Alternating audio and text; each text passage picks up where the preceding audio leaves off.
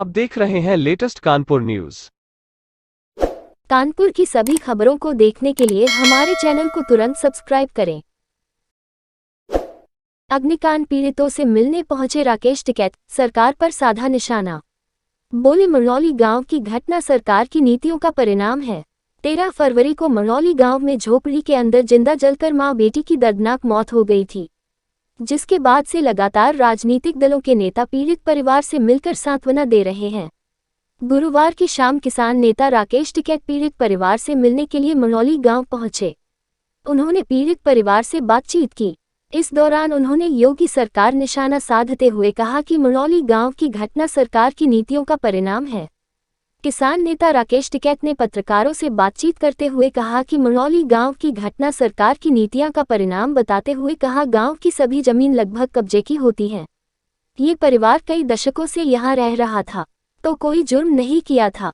उन्होंने कहा कि अधिकारियों ने बिना जांच की कार्यवाही की है। सरकार को आरोपियों के खिलाफ कार्यवाही करनी चाहिए। सरकार ने जो मुआवजा देने की बात कही है वो सरकार को देना चाहिए। घटना में अधिकारी साफ तौर पर दोषी है। किसान नेता राकेश टिकैत कहा कि सरकार बहुत सारे ऐसे लोग हैं जो गलत काम कर रहे हैं, लेकिन सरकार को नहीं दिखाई दे रहा है।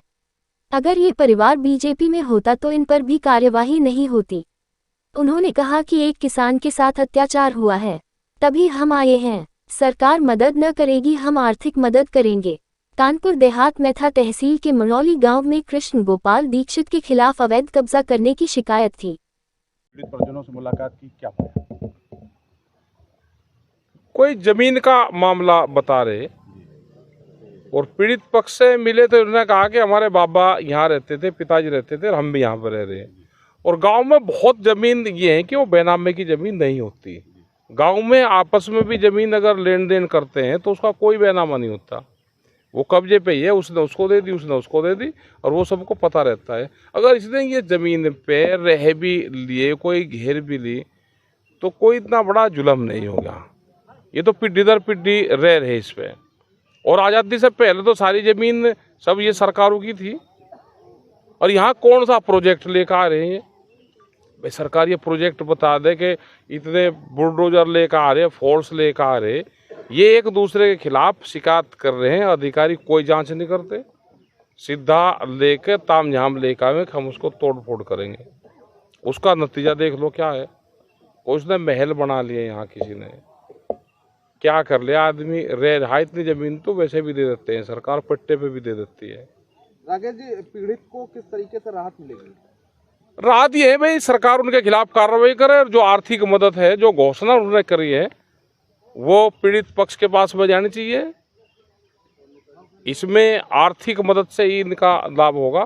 और कुछ लोग जो इसमें थे उनके खिलाफ कार्रवाई, वो जैसे हमने खबरों में सुना कि उनके खिलाफ कार्रवाई हुई है। अब इन्होंने बात करी तो अभी तो कोई गिरफ्तारी वो नहीं हुई उसमें। और इनको जो 1 करोड़ रुपए मुआवजा देने की बात जो करी है, जो मुआवजे की राशि है वो इनको मिल जाएगी। क्योंकि आर्थिक, इस कलयुग में जो आर्थिक मदद होगी वही इनकी मदद कर सकता है। घटना में दोषी किसको मानते हैं? देखो, दोषी तो सरकारों की पॉलिसी दोषी है। ये कोई अभी नहीं हुआ ये काम। ये बीजेपी के वर्कर हुए, उतने में कोई दिक्कत नहीं थी।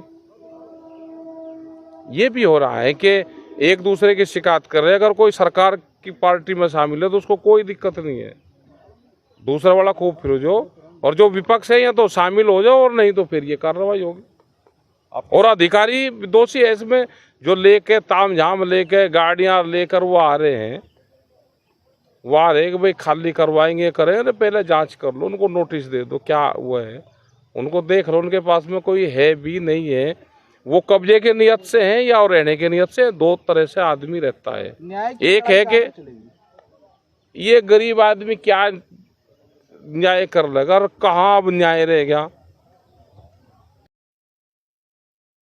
सब्सक्राइब करें हमारे लेटेस्ट कानपुर न्यूज चैनल को और बेल आइकन दबाना ना भूलें।